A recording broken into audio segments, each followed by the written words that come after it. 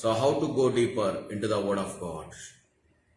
ఎందుకంటే వాక్యం ద్వారా దేవుడు మనతో మాట్లాడుతున్నప్పుడు అత్యధికములైన ఆశీర్వాదాలు మనకి దేవుడు ఇవ్వడానికి సిద్ధంగా ఉన్నాడు. లూకా సువార్త 5వ అధ్యాయము 1వ వచనం చూసినట్లయితే, లూకా సువార్త 5వ అధ్యాయము 1వ వచనము, జనసమూహము దేవుని వాక్యం వినుచు ఆయన మీద పడుచుండగా ఆయన గెన్నేసరతు సరస్సు తీరము నిలిచి ఆ సరస్సు తీరమునున్న 2 దోణెలను చూచెను. జాలర్లు వాటిలో నుండి దిగి తమ వలలు కడుగుచుండిరి. ఆయన దోణిలో సీమోనుదైన ఒక దోణి ఎక్కి దరి నుండి కొంచెము త్రోయమని అతన్ని అడిగి కూర్చుండి దోణిలో నుండి జనసమూహములకు బోధించుచుండెను. ఆయన బోధించుట చాలించిన తర్వాత, నీవు దోణెను లోతునకు నడిపించి చేపల పట్టుటకు మీ వలడు వేయుడని సీమోనుతో చెప్పగా. హల్లెలూయా. ఇక్కడ దయచేసి గమనించినట్లయితే దేవుడు మనకిస్తున్న ఆశీర్వాదాలు అత్యధికములైనవి, ఆశీర్వాదకరములైనవి, మేలైనవి, తృప్తిపరచబడుచున్నవి, అత్యధికములు. కొంచెం కూడా ఎక్కడ మనకు తక్కువ ఇవ్వట్లా. అందుకే ఇక్కడ దేవుడు ఒక వాక్యము, వాగ్దానం మనతో మాట్లాడుతున్నాడు. ఏంటంటే దయచేసి గమనించండి, ఈ వాక్యంలో లోతైన మర్మము దేవుడు మనకి దాచి ఉంచాడు. ఏంటంటే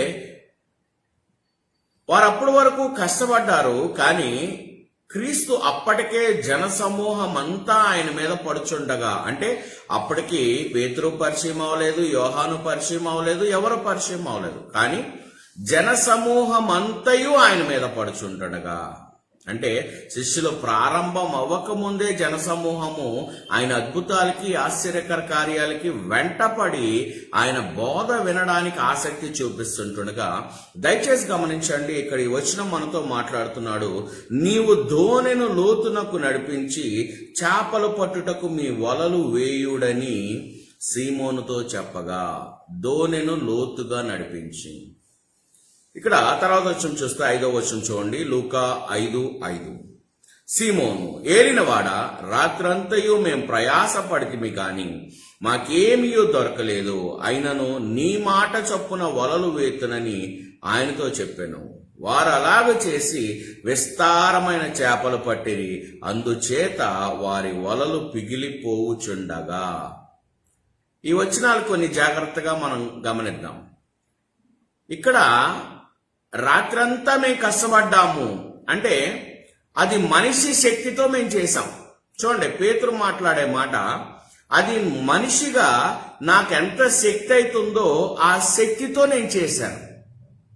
ఇక్కడ అదే మాట గమనించినట్లయితే ఈ దేవుని మహాకృప, మహాశక్తితో, దయచేసి గమనించండి, రాత్రంతా శ్రమపడ్డారు, రాత్రంతా కష్టపడ్డారు, వలలు వేయగా వారికి ఏమీ దొరకలా. కానీ నిరుత్సాహంతో ఉన్నవారిని మరి దోణి కొంచెం లోతుకు నడిపించి, మరి యేసు అదే దోణిలో సువార్త అక్కడ జనసమూహం అంతటికి బోధించిన తర్వాత, మీరు ఇంకొంచెం లోతునకు వెళ్ళి వలలు వేయండి అంటే, దయచేసి గమనించండి, ఈ కొంచెం లోతు అన్న మాట మనం ఈరోజు మనం చదువుతున్న బైబిల్కి కూడా వర్తిస్తారు. బైబిల్కి కూడా వర్తిస్తుంది. వాళ్ళ బైబిల్ ఏంటంటే, నేను సువార్త చదువుతున్నాను, ఈ సువార్త చదివిన తర్వాత ఈ సువార్త విషయమై నేను ఆశ కలిగి ఉన్నాను, లేదంటే ఈ బైబిల్లో నేను వాక్యమును బట్టి ప్రార్థన చేస్తున్నాను అంటున్నాం. కానీ ఇక్కడ ఒక్క విషయం మనం గమనించవలసింది, లోతునకు వెళ్ళుచున్నామా? ఎందుకంటే చాలాసార్లు మనం ఏమంటున్నామంటే, యేసయ్య అయ్యో మీగో మీ అందరికీ ఉపమానాలు చెప్తున్నావు, శిష్యులు అడుగుతారు, జనములందరికీ ఉపమానాలు చెప్తున్నావు, మరి మాకు మాత్రమే వాటి మర్మములు చెప్తున్నావు అంటే, దేవుడు శిష్యులకి ఇస్తున్న ఒకే ఒక్క ఆన్సర్ ఏంటంటే, మర్మములు పొందుకొనుట తండ్రి మీకు ఇచ్చిన ఆశీర్వాదము. హల్లెలూయా. మర్మములు మీకు అనుగ్రహింపబడి ఉన్నవి. ఆ మర్మములు ఎప్పుడైతే మీకు అనుగ్రహింపబడి ఉన్నవో, దయచేసి గమనించండి, ఆశీర్వాదములు మీ జీవితంలో వద్దన్నా కూడా అవి ఎన్నటికీ విడిచి వెళ్ళవు. హల్లెలూయా. దయచేసి గమనించండి, this is what the blessings lord is going to give to us today right now. ఏది ఎంత మాత్రము కొదవ లేకుండా మనకి దేవుడు ఆశీర్వాదాలు ఇస్తున్నాడు. లోతులకు వెళ్ళండి అంటే, ఎప్పుడైతే మీరు మర్మము తెలుసుకుని లోతునకు వెళ్తారో, ఈ లోతులకు వెళ్ళినప్పుడు ఇక్కడ చూస్తే అందుచేత వారు వలలు పిగిలిపోవుచుండగా వారు వేరొక దోణిలోనున్న తమ పాలివారు వచ్చి తమకు సహాయము చేయవలనని వారికి సంజ్ఞలు చేసిరి. ఇదేనంట, వలలు పిగిలిపోతున్నందున వేరే వాళ్ళని పిలిచి, అయ్యా ఇదిగో యేసయ్య లోతుకు వెళ్ళమన్నాడు, వెళ్ళాము, రాత్రంతా శ్రమపడినా మాకు ఒక్క చేప దొరకలేదు. ఇప్పుడు విస్తారమైన చేపలు దొరికినప్పుడు దయచేసి గమనించండి, ఈ విస్తారమైన చేపలు ఏం చేసినాయి అంట, ఈ లోతులకు వెళ్ళిన మాకు ఆశీర్వాదము ఇయ్యబడింది, ఆశీర్వాదం మా జీవితంలో దయచేయబడింది. ఈ లోతునకు వాక్యములో మీరు వెళ్ళినట్టయితే పక్క వారిని కూడా పిలిచి, ఇదిగో నా దేవుడు ఎంత గొప్ప దేవుడని మనం నా దేవుని గురించి రుజువుపరుస్తాము. This is our day to day living. చూడండి, ఎందుకంటే దేవుడు అద్భుతాలు అంత ఆశ్చర్యకర రీతిలో మన జీవితంలో జరిగిస్తున్నప్పుడు వారు వలలు పిగిలిపోవచ్చుండగా పక్క వారిని సహాయం అడిగారు. అంటే ఆ స్థితిని వారు పట్టుకోలేకపోయారు. ఇక్కడ ఇదే మాట ఒక్కసారి మనం చూద్దాము. యోహాను సువార్త 21వ అధ్యాయంలో ఇదే మాట ఉంటది. ఇక్కడ ఒక్కసారి ఆ తేడా ఏంటో గమనిద్దాం. ఎందుకంటే వాక్యములో లోతులకు వెళ్ళడం, వాక్యంలో లోతునకు వెళ్ళకపోవడం ఇక్కడ మనం తేడా గమనించవచ్చు. యోహాను 21వ అధ్యాయము 1వ వచనం చూద్దాం. యోహాను 21వ అధ్యాయము 1వ వచనం. అటు తర్వాత యేసు తిబెరియా సముద్ర తీరమున శిష్యులకు మరలా తన్ను ప్రత్యక్షపరచుకొనెను. ఆయన తన్ను ప్రత్యక్షపరచుకొనిన విధమేదనగా, సీమోను పేతురును, దిదుమా అనబడిన తోమాయు, గలిలయలోని కానా అని ఊరువాడగు నతానియేలును, జబదయి కుమారులను ఆయన శిష్యుల్లో మరి ఇద్దరును కూడి ఉండిరి. సీమోను పేతురు, నేను చేపలు పట్టబోదునని వారితో అనగా, వారు మేమును నీతో కూడా వచ్చేదమనిరి. వారు వెళ్లి దోణి ఎక్కిరి, కాని ఆ రాత్రి ఏమీయూ పట్టలేదు. ఇదేమో అసలు యేసయ్య వీరికి పరిచయం అవ్వకముందు. లూకాలో ఉన్నది యేసయ్య వీరికి పరిచయం అవ్వకముందు. ఇక్కడ యోహాన్లో ఉంటుంది యేసయ్య పునరుద్ధానము జరిగిన తర్వాత.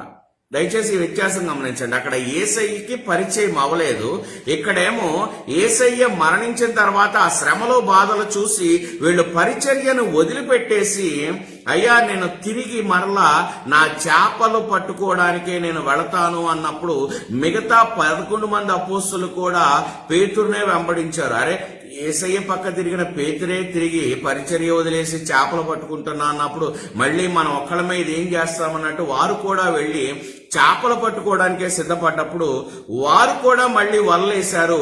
వారికి ఒక్క చేప కూడా ఆ రాత్రి దక్కలేదు. హల్లెలూయా. దయచేసి గమనించండి.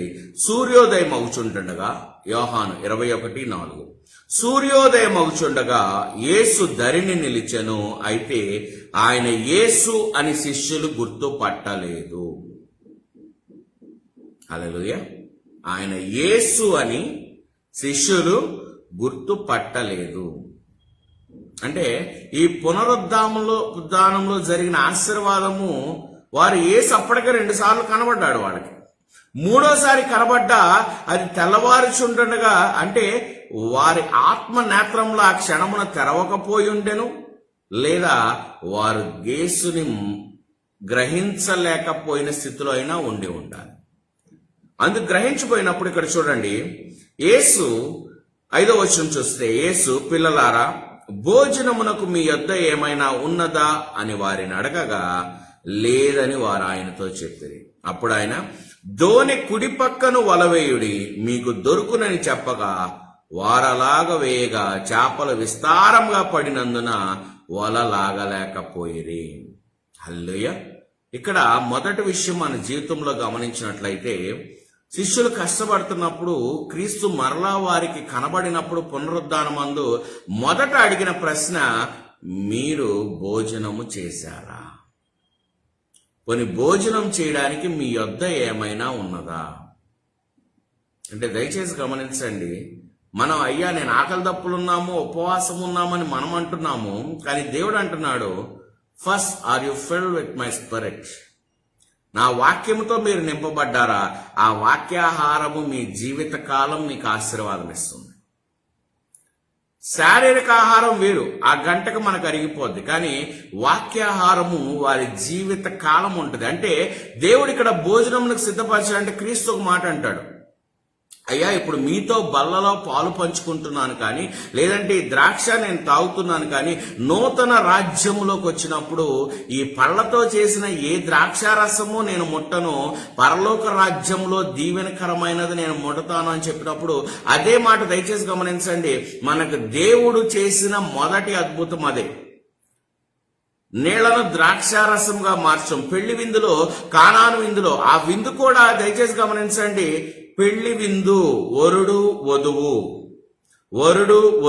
క్రీస్తు వరుడై ఉండగా సంఘమంతా వధువై ఉంది. సంఘమంతా వధువై ఉన్నప్పుడు ఆ పెళ్లిలో మరి ఆ ద్రాక్షాలతో చేయబడిన ఆ ద్రాక్షారసం అయిపోయినప్పుడు గమనించండి, క్రీస్తు ఒక మాట చెప్తున్నాడు, ఈ బాణల నిండా పై వరకు నీరు పోయండి అన్నప్పుడు, అది నీరు పోసినప్పుడు దయచేసి గమనించండి, ఆ నీరును తీసుకెళ్లి సర్వ్ చేయమన్నప్పుడు దయచేసి వారికి ఇస్తుండగా ఆ నీరు ద్రాక్షారసముగా మారింది.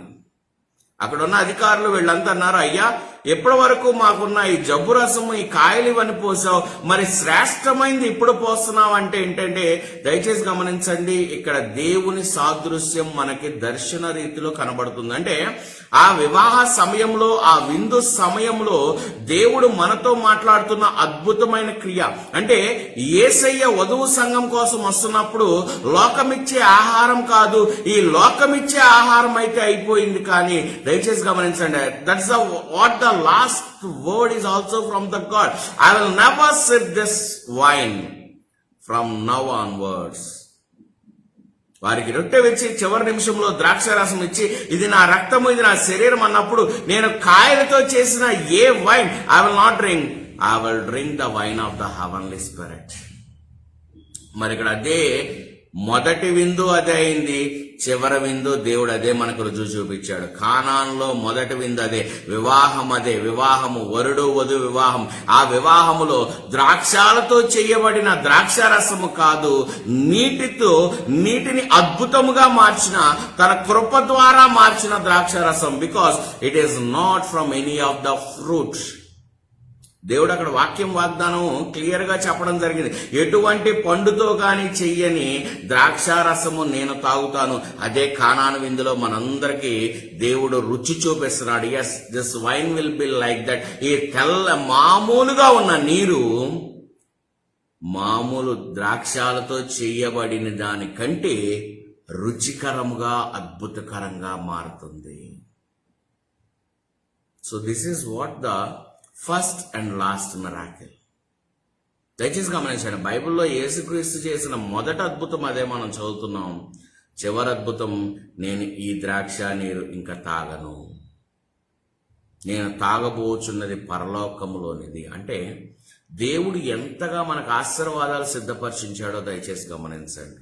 ఇక్కడ అదే మాట మాట్లాడుతూ, అయ్యా మీరు మొదట భోజనము చేశారా అంటే మొదట మీరు తృప్తి పడ్డారా? రొట్టె ముక్కల కోసం స్త్రీ దెయ్యం పట్టిన కుమార్తె కోసం కూడా వచ్చినప్పుడు క్రీస్తు అదే మాట అంటాడు, అమ్మా మొదట నా పిల్లలు తిని తృప్తి పడాలి అంటే ఆ స్త్రీ విశ్వాసంతో అంటది, అయ్యా ఆ పిల్లలు తినేటప్పుడు కొన్ని ముక్కలు కింద పడతాయి కదా, ఆ కింద పడిన ముక్కలు చాలు అన్నప్పుడు నీ విశ్వాసము నీ కుమార్తెను స్వస్థపరచును. అంటే దయచేసి గమనించండి, ముందు నా పిల్లలు తిని తృప్తి పడాలి అంటే మనకి దేవుడు అంత ఆశీర్వాదం ఇచ్చాడు. నా పిల్లలు తిని తృప్తి పడాలి. This is what the desire of the lord.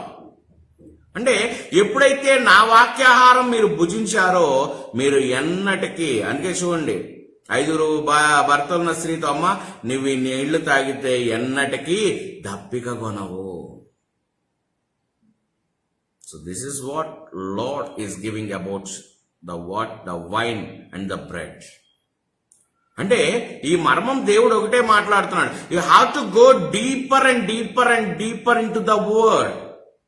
ఇక్కడ మొదటిసారి చూసినప్పుడు వల పిగిలిపోయింది. అంటే వారిలో దేవుని యొద్దకు లోతులకు వెళ్లే అభిషేకము లేదు కాబట్టి ఆ వల వారికి పిగిలిపోయింది. వారి స్వాస్థ్యం వారు దాన్ని పొందుకోలేకపోయారు. కానీ ఇక్కడ యేసయ్య పునరుద్ధాన శక్తి అంటే అప్పటి వరకు క్రీస్తు మీద ఉన్న శక్తి వీరి మీదకు వచ్చినప్పుడు దయచేసి గమనించండి, ఈ శక్తిని వారు అనుభవిస్తుండగా ఆ వల పిగలలేదు.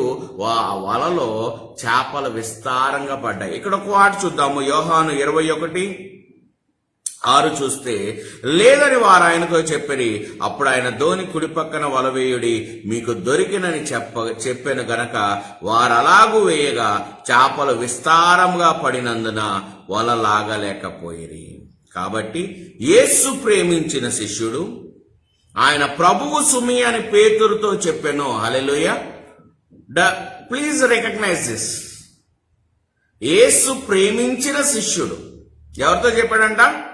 అయ్యా నువ్వే బండవి, నీ తాళం చెవులు ఇస్తున్నాను, పరలోకం తాళం చెవులు ఇస్తున్నాను, నువ్వు వెయ్యిగా తీయగలిగిన వారు లేరు, నువ్వు తీయగా వేయగలిగిన వారు లేరు అని చెప్పిన పేతురుతో యేసు ప్రేమించిన శిష్యుడు చెప్పాడు, అయ్యా మన ముందున్నది యేసయ్యా అని. మరి దేవుడు పేతురుకి ఎంత అధికారం, ఎంత ఆశీర్వాదం ఇచ్చినప్పుడు మరి పేతురు కూడా ఐడెంటిఫై చేయలేకపోయాడు నా ముందున్నది నా యేసయ్యా అని. కానీ దయచేసి గమనించండి, ఇక్కడ ఒక వాక్యం మనకు రుజువుపరుస్తున్నాడు. యేసు ప్రేమించిన శిష్యుడు అంటే దేవుడు నన్ను ప్రేమించాడు, నేను దేవుణ్ణి ప్రేమించడం కాదు. దయచేసి గమనించండి, దేవుడు నన్ను ప్రేమించాడు కాబట్టి ఆయన ఏ రూపంలో ఉన్నా ఎలా ఉన్నా నా హృదయము ఆయనను వెతికి పట్టుకుంటది. బికాజ్ దేవుడు నన్ను ప్రేమించాడండి. నేను ప్రేమించడం నార్మల్. నేను ప్రేమించినా ప్రేమించకపోయినా అది విలువ లేదు. కానీ నా దేవుడు నన్ను ప్రేమిస్తున్నాడంటే దయచేసి దాని విలువ గమనించండి. నువ్వెంత ఆశీర్వదింపబడిన వాడవో ఆ దేవుడు ప్రేమించిన శిష్యుడు పేతురుతో అంటున్నాడు, అయ్యా ఈయన మన యేసు అని. చూస్తే అప్పుడు ప్రభువని సీమోను పేతురు విని వస్త్రహీనుడై ఉన్నందున పైబట్ట వేసి సముద్రములో దుమికెను. అంటే దయచేసి గమనించండి, వస్త్రము లేకపోవుట. ఆదికాండంలో మొదటిసారి చూస్తున్నాం, వారికి వస్త్రాలు లేవు. వారు ఎప్పుడైతే ఆ పండు తిన్నారో నాకు వస్త్రాలు లేవని వారికి తెలిసింది. రెండో చోట ఇంకో చోట చదువుతాం, వస్త్రాలు చింపుకునే ఒక వ్యక్తి పరిగెట్టెను అని. ఇక్కడ మూడో చోట ఉంది, వస్త్రములు ఏమీ లేనందున మరలా నీళ్లలో దూకి తన ఇది అంటే దయచేసి గమనించండి, తన దిగంబరత్వం దేవుణ్ణి తెలుసుకోలేకపోతుంది. మహిమ స్వరూపి అయిన దేవుణ్ణి ఆ దిగంబరత్వం గ్రహించలేకపోతుంది, తెలుసుకోలేకపోతుంది. అంటే మరి దేవుడితో అయ్యా పేతురు అంటాడు, అయ్యా నేను చావడానికైనా సిద్ధం అంటే ఏసే ఒక్క మాట అంటాడు, నువ్వు ముమ్మారు నేనెవరో తెలియదు అన్నప్పుడే కోడి కూస్తుంది అని. అంటే దయచేసి గమనించండి, మనం కూడా వాళ్ళు అదే పరిస్థితిలో ఉన్నాం. బైబుల్ పట్టుకుంటున్నాము, బైబుల్తో ఉంటున్నాం, కానీ yes this is what my inheritance, ఇది నా స్వాస్థ్యం అన్న విషయం మనం గమనించట్లా. తప్పిపోయిన కుమారుడు నా ఆస్తి నాకు ఇచ్చేయన్నది అదే ఉపమానం చెప్తున్నాం. కానీ అసలు మరి ఆయనతో ఉన్న కుమారుడు వచ్చి చివరి నిమిషంలో కోపడతాడు. మరి తప్పిపోయిన కుమారుడు స్త్రీలతో తిరిగి డబ్బులన్నీ తగలేసిన వాడికేమో నువ్వు పై వస్త్రం వేస్తున్నావు, ఉంగరం వేస్తున్నావు, కోళ్ళు కోయిస్తున్నావు, అయి కోయిస్తున్నావు అంటే ఇక్కడ తండ్రి ఒకే మాట అంటాడు, నావన్నీ నీవి కాదా, నావన్నీయు నీవి కాదా. ఇప్పుడు ఆ తప్పిపోయిన కుమారుడు వచ్చినందుకు ఆనందంతో నేను చేయిస్తున్నాను, మరి నా ఇంట్లో ఇవన్నీ ఉన్నాయి, నిన్నెప్పుడన్నా చేసుకోవద్దని నేను అన్నానా? నువ్వు ఎప్పుడన్నా చేసుకుంటుంటే నేను అడ్డుపడ్డానా? హల్లెలూయా. దయచేసి గమనించండి, నావన్నీయు నీవి అంటే నా తండ్రి దగ్గర ఏమున్నాయో దాన్ని నేను స్వతంత్రించుకోనంత కాలము నేను మతములో ఉన్నవాడినే, క్రైస్తవ మతములో ఉన్నవాడినే, not in any other religion. మనం వేరే వాళ్ళు మనల్ని దూషిస్తున్నారంటాం, అన్యులు మనల్ని అంటున్నారంటాం, కానీ నిజంగా మనకు తెలియని మర్మం ఏంటంటే ఇక్కడ పేతురుకే తెలియలా ఆయన యేసు అని. కానీ ఎవరికి తెలిసిందంట? యేసు ప్రేమించిన శిష్యుడికి. అంటే నువ్వు ప్రేమింపబడే వ్యక్తిగా ఉన్నావా లేదా దయచేసి గమనించండి. దేవుని ముందు నువ్వు ఎప్పుడైతే ప్రేమింపబడే వ్యక్తిగా ఉన్నావో నీ ఆశీర్వాదము లెక్కకు మించినగా ఉంటాయి. అందుకే దయచేసి గమనించండి, పేతుర్ని బండ చేశాడు. ఆ బండ మీద ఇక భూమి మీద మనం ఎవరి చర్చి కట్టినా పేతురు పునాదే. కానీ యేసు ప్రేమించిన శిష్యునికి పరలోక రాజ్య మర్మములు బోధించాడు. హల్లెలూయా. అయ్యా, ఆయన తీసి పద్మాస్ దీవిలో పడేసినా కూడా దయచేసి గమనించండి, అతనికి సంఘం లేదు, అతని డెవలప్మెంట్ లేదు, తీసుకెళ్ళి ఒక అడవిలో పడేశాడంటే దేవుడు అన్నాడు, అతను నిష్ప్రయోజనంగా లేడు ఆ అడవిలో. నా పరలోక మర్మములో పునరుద్ధానము తర్వాత భూమి అంతం వరకు భూమి ఎలా ఉంటుందో నేను యోహానుకు చూపించాను. మరి పేతురుకి ఏం చేశాడు? సంఘమే. దయచేసి గమనించండి, దిస్ ఇస్ వాట్. నువ్వు ప్రేమింపబడే వ్యక్తిగా ఉన్నప్పుడు దేవుడు నిన్ను మరి అధికంగా ఆశీర్వదిస్తూనే ఉంటాడు. వేర్ యు ఆర్ అంటే దేవుని చేత మనం ప్రేమింపబడే స్థితిలో ఉన్నామా లేదా, ఇదొక్కటి గమనించండి. ఆబ్వియస్లీ 100% ప్రేమింపబడే స్థితిలోనే ఉన్నాం. కానీ పేతురు వలె ఆయన యేసు అని మనం గ్రహించలేకుండా ఉన్నాం. ఎందుకంటే నువ్వు ఎప్పుడైతే యేసుని అంగీకరించి బైబిల్ను పట్టుకున్నావో ఆ రోజే ఆ శిలువ మీద కార్చిన రక్త బొట్టు నీ కోసం చిందించడం జరిగింది. అయ్యా, నేను యేసయ్యను అంగీకరించానని ఎప్పుడైతే ఒక మాట నువ్వు మాట్లాడావో, that minute itself the lord is confirming, you are my inherited child. నువ్వు నా దత్తపుత్రుడివి, నువ్వు నా కుమారుడివి. Straight away lord is releasing a blessing upon us. కానీ మనం గ్రహించలేని విషయం, పేతురు ఆ మాట ఎలా గ్రహింపలేకపోయాడో మనము కూడా గ్రహింపలేకపోయాం. ఇవాళ అదే పరిస్థితి నడుస్తుంది. 8వ వచనం చూస్తే, తరి ఇంచుమించు 200 మూరల దూరమున్నందున తక్కిన శిష్యులు చేపలు గల వల లాగుచు ఆ చిన్న దోనిలో వచ్చిరి. వారు దిగి దరికి రాగానే అక్కడ నిప్పులను వాటి మీద ఉంచబడిన చేపలను రొట్టెయు కనబడెను. యేసు, మీరిప్పుడు పట్టిన చేపల్లో కొన్ని తీసుకుని రండని వారితో చెప్పగా, సీమోను పేతురు దోణి ఎక్కి వలను దరికి లాగెను. అది 153 గొప్ప చేపలతో నిండి ఉండెను. చేపలంత విస్తారముగా పడినను వల పిగలలేదు. లూకాలో ఏం చదివాం?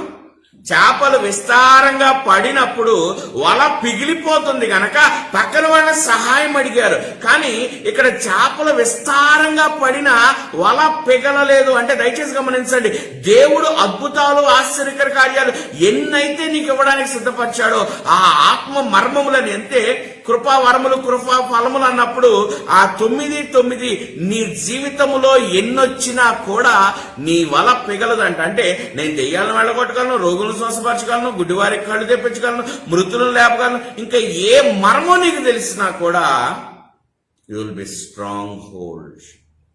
ఆ వల పిగలలేదంట. మరి మర్మం తెలియనప్పుడు ఏమైందంట? వల పిగిలిపోయింది.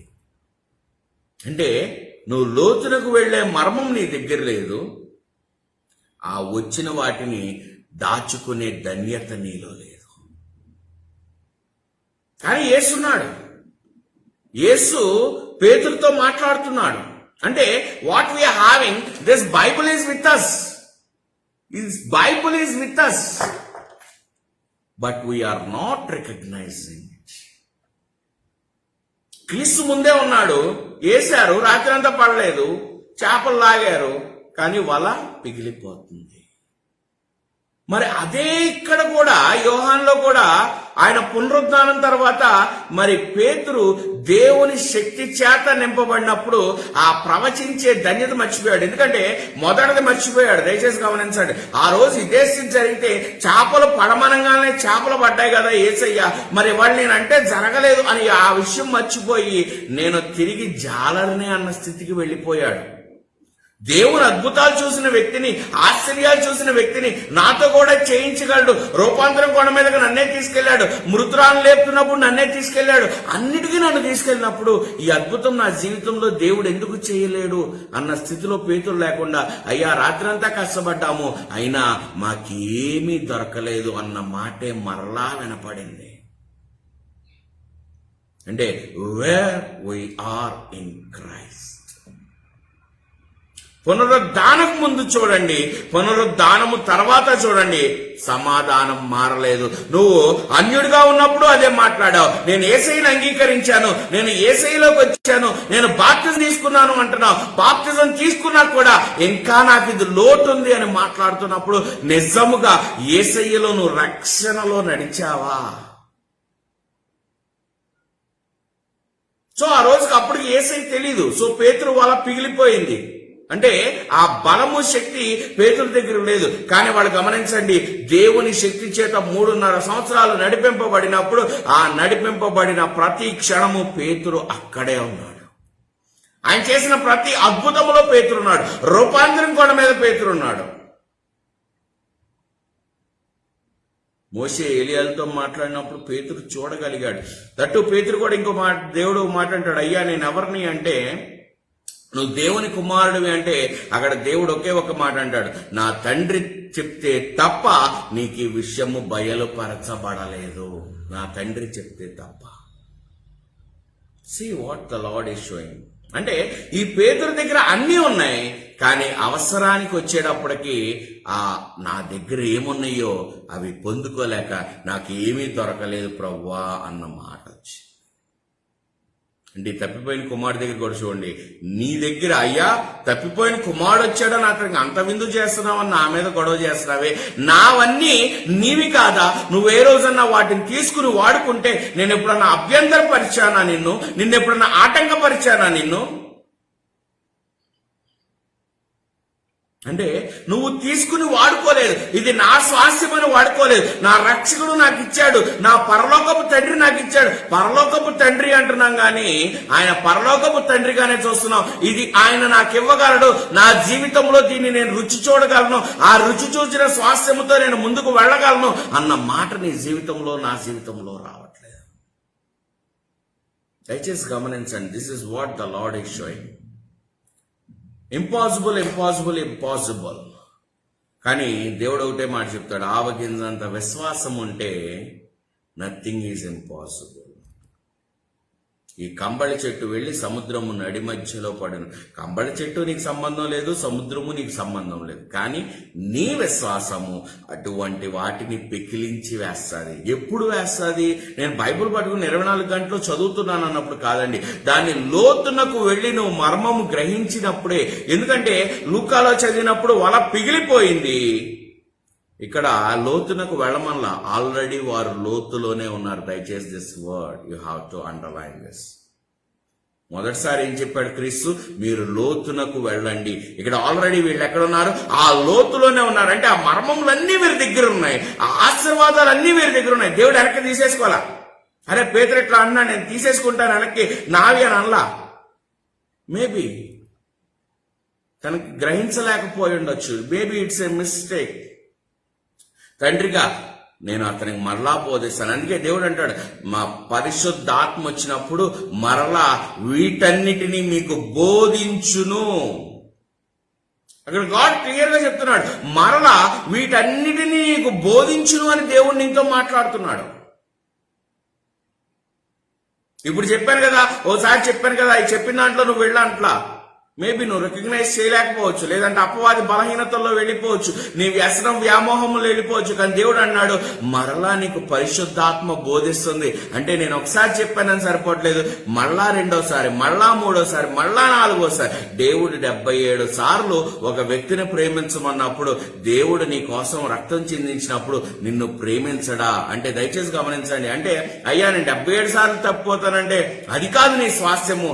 అసలు దేవుని మర్మం ఏంటో నువ్వు గ్రహించగలిగినప్పుడు నీ వల ఎన్నటికీ పిగిలిపోదు. అంటే నీ గిన్నె కుదవ కాదు, నీ ఇంట్లో పిండి తక్కువ కాదు, నూనె తక్కువ కాదు. దయచేసి గమనించండి, poverty will not touch your life. God will keep you in a prosperity which you can't believe. నువ్వు నమ్మలేనంత, అంటే వల పిగిలిపోద్దని వాళ్లే నమ్మలేక పక్కన వాళ్ళ సహాయం అడిగారు. లూకాలో యోహాన్లో ఏమైంది, దరి లాగలేనంతగా వచ్చేసింది. కానీ ఇక్కడ దరి లాగుతున్నప్పుడు అందరినీ సహాయం పిలవలేదండి, పేతురు ఒక్కడే దరికి లాగెను. సో రీడ్ దట్ వర్డ్, పేతురు ఒక్కడే ఆ పడవను దరికి లాగెను. ఆ పడవ దగ్గరికి వచ్చేటప్పటికి అక్కడ వారికి ఏమున్నాయంట, నిప్పుల మీద రొట్టె చేపలు ఉన్నాయి.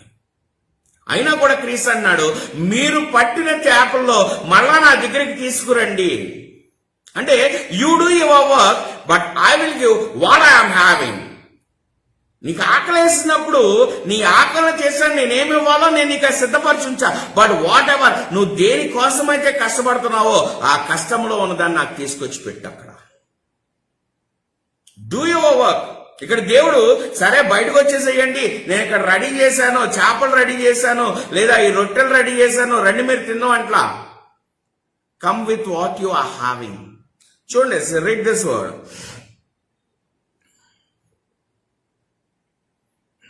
8:21 యోహాను.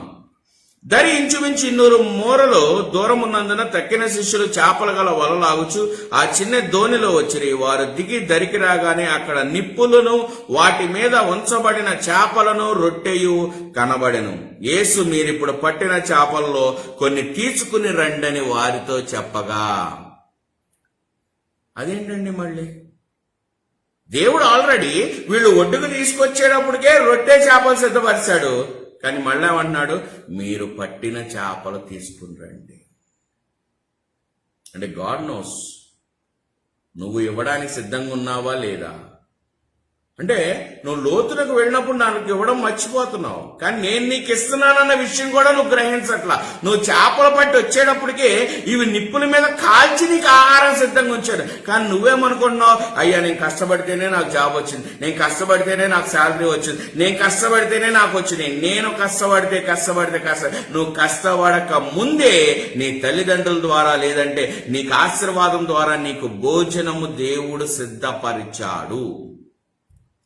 అని ఇక్కడ దేవుడు అంటున్నాడు, నేను సిద్ధపరిచాను కరెక్టే, నువ్వు కష్టపడిన దాంట్లో తీసుకొచ్చి నా దగ్గర పెట్టు. దేవుడి దగ్గరికి లేక కాదండి, నీకు ఇచ్చే హృదయం ఎంతవరకు ఉంది అని.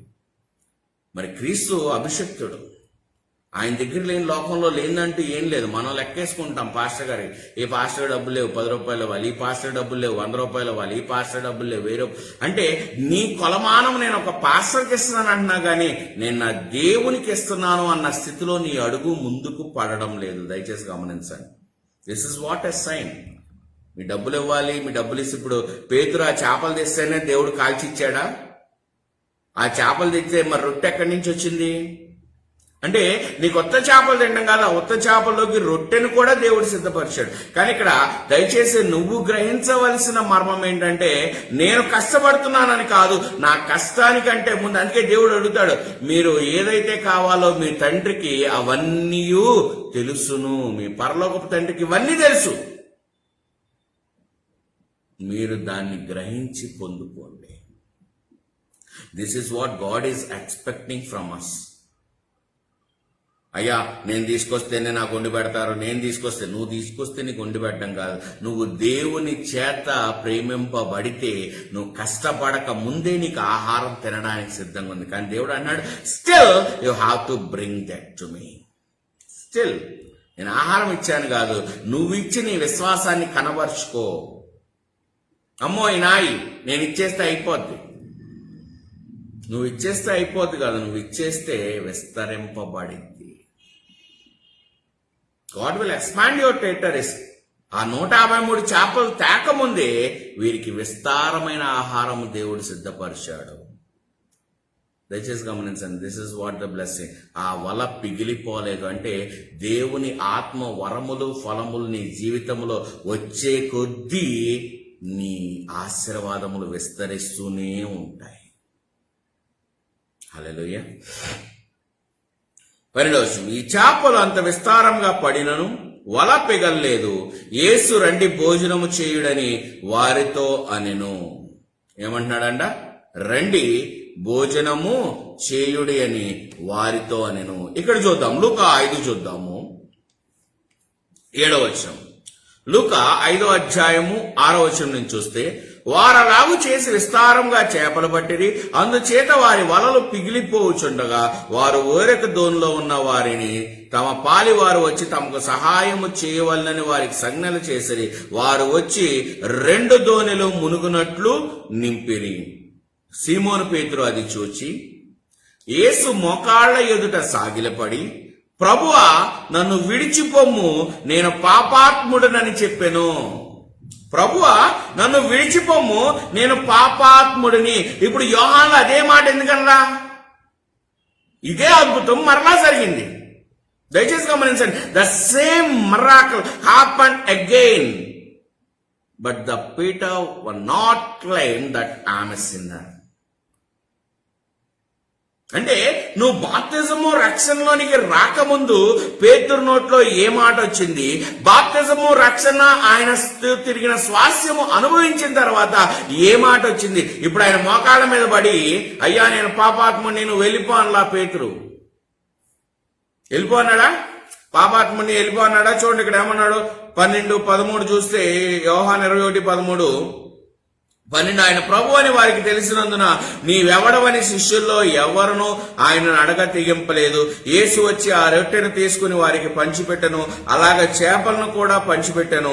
యేసు మృతుల్లో నుండి లేచిన తర్వాత శిష్యులకు ప్రత్యక్షమైనది ఇది 3వసారి. ఇది 3వసారి. ఇక్కడ క్రీస్తు మొదటిసారి పరిచయమయ్యాడు లూకాలో. మొదటిసారి పరిచయమైనప్పుడు ఈ పేతురు ఏమన్నాడు? ఆమె సిన్నర్. నాకు నా జీవితంలో ఇన్ని చేపలు పడ్డా నేను చూడలా. కానీ రెండోసారి అదే అద్భుతం జరిగినప్పుడు వారి నోటి వెంట మాట రాలా. నువ్వు వాట్ యు ఆర్ నువ్వు చెప్తున్నావు, ఎందుకంటే నీకు ఏసయ్యేంటో తెలియదు కాబట్టి. అయ్యా ఇక్కడ చూడండి 5లో ఏమంటున్నాడు, ఆయన యేసు మోకాడి ఎదుట సాగిలబడి, ప్రభువా, నన్ను విడిచిపొమ్ము, నేను పాపాత్ముడనని చెప్పాను. ఇక్కడ విడిచిపొమ్ము అనలా, ఇలా ఆయన హత్తుకున్నారు.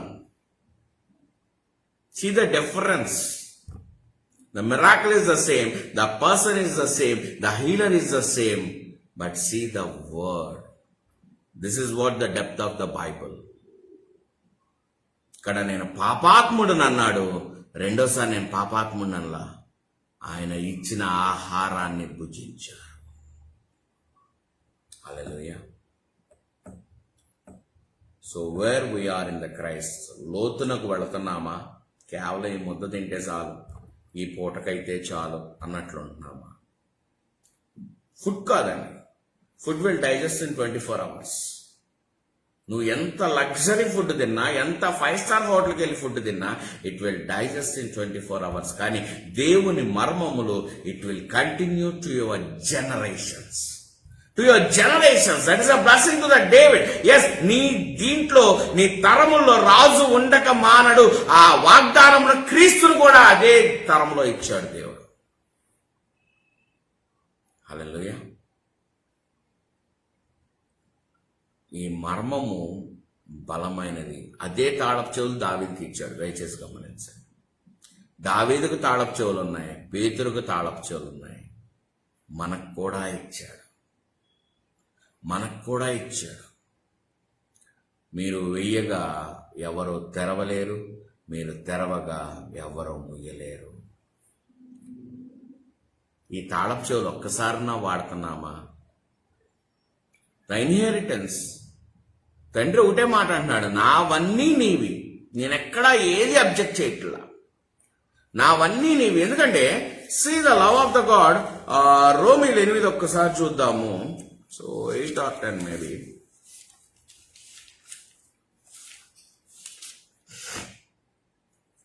రోమీలు 8:38. రోమీలు 8:38.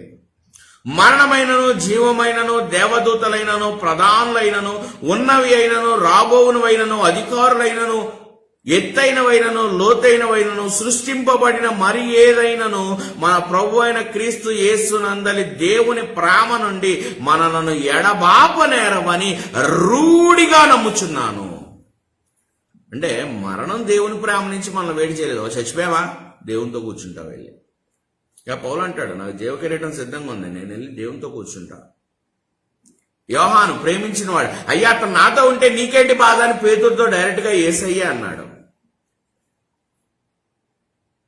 అంటే దయచేసి గమనించండి వాట్ దే ఆర్. యెహోషువను కూడా చూస్తాం జకర్యా గ్రంథంలో. యెహోషువ కూడా మరి దేవుని ముందు నుంచున్నప్పుడు దేవదూతలు, అయ్యా ఇతనికి ప్రశస్తమైన వస్త్రములు వేయండి, ఇతని మీద మలినమైన వస్త్రాలు తీసేయండి. జకర్యాలో చూసాం 3లో. అంటే see the change in the Bible. అంటే ఈ మరణం మనల్ని ఏం చేయలేదు, జీవమే. అంటే పుట్టబోచున్నవి, అంటే even corona will not do anything to us. అయ్యా మరి క్రైస్తవ దేశమైన యూకేలోను అమెరికాలోను ఎంతమంది చనిపోయారు కదా అంటే దయచేసి గమనించండి, చనిపోయారు అంటే దేవునితో వారు సంబంధం కలిగి ఉండలేదు. అయ్యా మరి దైవజనులు కూడా చనిపోయారు కదా అంటే వారు ఎందుకు చనిపోయారో నువ్వు నేను అంచనా వేయగలమా? మేబీ ఆ సమయం అక్కడ సమాప్తమైంది ప్రతి జీవికి. అంటే కొన్ని అర్థం లేని ప్రశ్నలు వేసినప్పుడు అర్థం లేని సమాధానాలే వస్తాయి. అంటే క్వశ్చన్ రైజ్ చేస్తారు వెంటనే, అయ్యా మరి ఎంతమంది క్రైస్తవులు ఉన్నప్పుడు ఇవేమి దేవుని ప్రేమకు అడ్డులేనప్పుడు, మరి కరోనా వచ్చినప్పుడు ఈ దేశం వాళ్ళే ఎక్కువ చనిపోయారు కదా, మరి వీళ్ళలో క్రైస్తవులే ఎక్కువ కదా అంటే ఓకే, కొంతమంది ఎత్తబడ్డారు, కొంతమంది మరణింపబడ్డారు. దేనిని నమ్ముతాము? హల్లెలూయా. మరణము, జీవము, దేవదూతలు, ప్రధానులు, సృష్టింపబడిన మరి ఏదైనా, అంటే నేను సృష్టించింది కాక మరి సృష్టింపబడిన మరి ఏదైనా, అది కూడా దేవుని ప్రేమ నుండి మనల్ని ఆపలేదంట. హల్లెలూయా. దయచేసి keen on the word, keen, go deeper and deeper and deeper. మీరు వెళ్లే కొద్దీ లోతైన మర్మములు దేవుడు మీతో మాట్లాడతాడు. మీరు పైనుండి హడావిడిగా బైబిల్ నేను సంవత్సరంలో పూర్తి చేసేస్తాను, ఈరోజు మొదటి అధ్యాయం చదవాలి, ఈరోజు 2వ అధ్యాయం చదవాలి, నేను సంవత్సరంలో బైబిల్ చదివేయాలి. Nothing.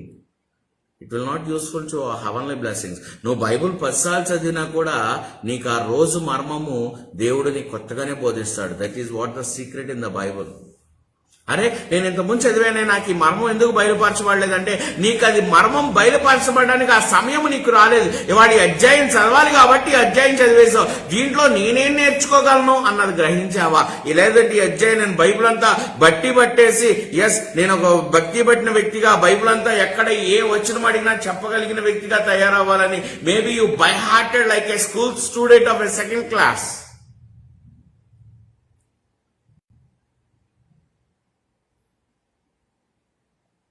But listen what God is saying.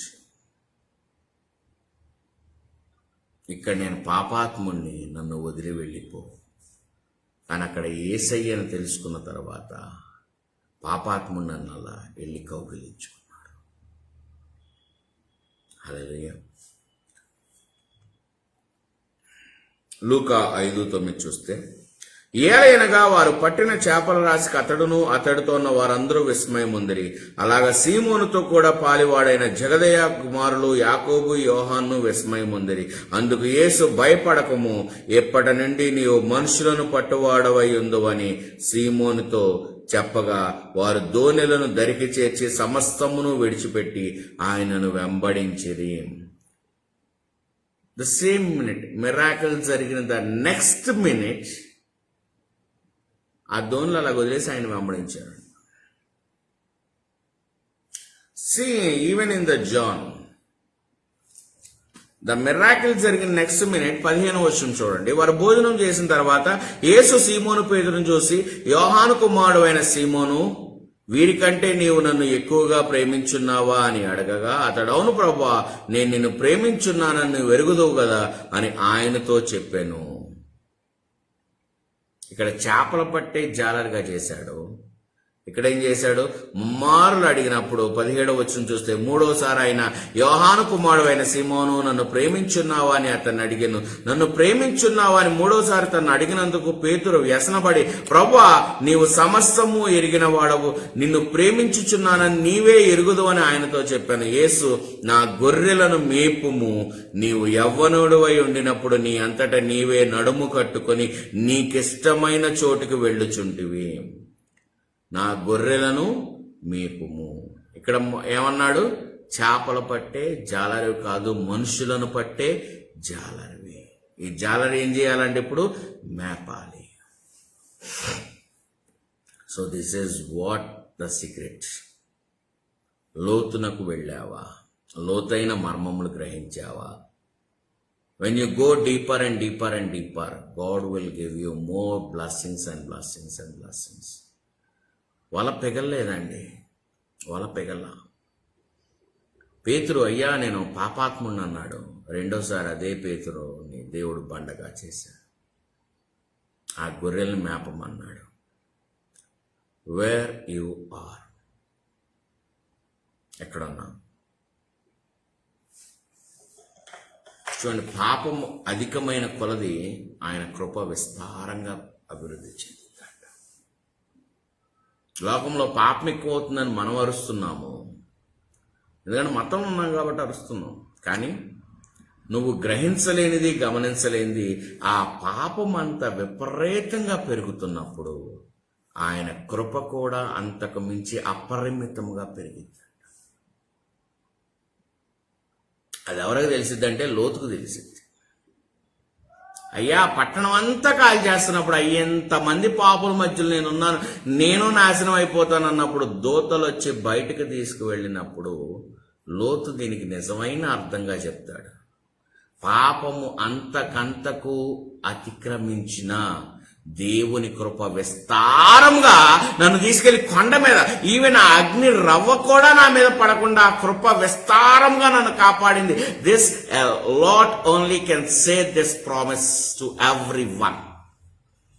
ఈ వాగ్దానాన్ని లోతు మాత్రమే రుజువుపరచగలడు, రుజువుపరిచాడు కూడా. అబ్రాహాము అడుగుతాడు, 5 మందిని 10 మందిని 20 మందిని 50 మందిని అంటే ఎవరు కనపడలా. లోతు కుటుంబం. లోతును బట్టి అబ్రాహామును బట్టి లోతును బట్టి లోతు కుటుంబం. హల్లెలూయా. దయచేసి గమనించండి, దేవుడు సమస్తము నీకు ఇవ్వడానికి సిద్ధంగా ఉన్నాడు. ఆయన ప్రేమ అపరిమితంగా ఉంది. నాకు ఇన్స్టెంట్ కావాలి, నీకు ఇన్స్టెంటే. చేపలు వేయండి అని ఇన్స్టెంట్గా చెప్పాడు. రేపు వచ్చేయి, ఎల్లుండి వచ్చేయి అని చెప్పలా. వాడు చేపలని దశ తీసుకున్నాయి, పడుకున్నాయి, రేపు వచ్చి చేపలు వలయ్యి అని చెప్పలా. Instant miracle. కానీ ఎప్పుడు? నువ్వు లోతునకు వెళ్ళినప్పుడే. దేవుడు 30 ఏళ్ల వరకు ఆయన ఏం అద్భుతాలు చేయలా. కానీ ఎప్పుడైతే యోహాను దగ్గర నుంచి బాప్తిజం తీసుకున్నాడో, ఈయన నా ప్రియకుమారుడు, ఈయన ఎంతో ఆనందించండి అన్నప్పుడు ఆ రోజు నుంచి పరిశుద్ధాత్మ ఆయన మీదకి బలంగా దిగొచ్చి ఆయనతో అద్భుతాలు చేయించినప్పుడు లోపల చనిపోయిన 4 రోజులైన లాజరు కూడా లెగిసి రమ్మనంగానే ఆ శక్తికి లెగిసి వచ్చాడు. అయ్యా, వాళ్ళ 4 రోజులైంది, లేదంటే వాళ్ళ నేను ఇది చేయాలి, లేదంటే వాళ్ళ ఉపవాసం ఉండాలి, వాళ్ళ 40 రోజులు ఉపవాసం ఉంటే దేవుడు నాకు ఇది చేస్తాడు, ఇది చెప్పలా. యేసయ్య ఎక్కడ లోతుగా నడిపింపబడ్డాడు. యోహాను, పేతురు కూడా మరి గుడిమెట్ల దగ్గర కూర్చుంటే ఆయన డబ్బులు ఇస్తారేమో అని ఒక కుంటి అతను చేతులు చాచినప్పుడు, అయ్యా మా దగ్గర ఇవ్వడానికి ఏమీ లేవు, నా దగ్గర ఉన్నాయే నీకు ఇస్తాను, కుంటి వాడిని లేపి నడిపించారు. అంటే లోతైన మర్మం వాళ్ళ దగ్గర ఉంది. వాళ్ళు నువ్వే అదే లోతైన మర్మంలో ఉంటే దేవుడు నీ జీవితంలో అద్భుతాలు చేయిస్తున్నాడు. అద్భుతాలు. Get ready to receive his miracles right now. Accept in our prayer. The Lord is releasing heavenly blessings upon everyone. Wherever you are, whatever the place it is, distance is not at all the barrier. The Lord is opening a door in your life right now. Right now, wherever you are. Yes, the Holy Spirit is coming upon everyone. I'm enjoying that presence. Yes, hallelujah. మీ ఇంట్లో ఉన్న ఎక్కడ ఏ సమయంలో ఎక్కడుండి video చూస్తున్నా, yes, this holy spirit power is coming upon you. This revolutions is coming upon you. ఈ లోతైన మర్మములు దేవుడు మీకు అనుగ్రహించబోతుంటాడు. ఏది ఎంత మాత్రం మీ జీవితంలో కొదవై ఉండదు, ఆటంకపరిచినవి ఏవి మీ జీవితంలో ఉండవు. Yes, hallelujah. Make them to go deeper and deeper and deeper, my heavenly father. ప్రభువా, ఇంకి బిడ్డలు మరి అధికమైన లోతుల్లోనికి నడిపించమని, మేలైనవి మాత్రమే బిడ్డలకు దయచేయమని, ఆటంకపరిచిన, వ్యసనపరిచినవి, శోధన కలిగించిన సమస్తం everything rebuke it right now in the Jesus mighty name. Yes, my heavenly Father. Yes, my heavenly Father. ప్రభువా, ఈ బిడ్డల జీవితంలో నాయన, ఇవాళ నాకు ఇది కావాలని ఆశపడుతున్నారేమో, కానీ నాకు లోతైన మర్మం కావాలి. ఆ లోతైన మర్మంలోనికి వెళ్ళలేకపోతే, ఒకవేళ అది నా జీవితంలోనికి వచ్చినా అది పిగిలిపోయి అది నేను రుచి చూడలేనట్టుగా వేరే వారి మీద ఆధారపడవలసి వస్తుందేమో. కానీ లోతైన మర్మంలోనికి నేను వెళితే నా జీవితంలో ఐశ్వర్యం వచ్చినా, సమృద్ధి వచ్చినా, దీవెనలు వచ్చినా వల పెగలకుండా నన్ను నిశ్చయముగా, hallelujah, hallelujah, hallelujah, receive your inheritance, let Lord is opening a heavenly blessing upon everyone. ఈ ప్రార్థనలో ఏకీభవిస్తున్న ప్రతి బిడ్డ మీద దేవుని అత్యధికమైన ఆత్మకు మరింపబడుతుంది. అత్యధికమైన ఆత్మ, కొలత లేని ఆత్మ. వాళ్ళ దేవునికి మీకు మధ్యలో ఎవ్వరు లేరండి. Not any pastor, not any man of God. The Lord is coming upon you. The Spirit is coming upon you. Let's enjoy in His presence. నీ గొప్ప స్వాస్థ్యము, నీ కృప, నీ మహిమ దేవునిలో మరధికంగా ఈ జీవితంలో విస్తరింపబడాలి. దేవుడు నీకు, నీ కుటుంబానికి తోడై ఉన్నాడు. ఆమేన్. God bless you all.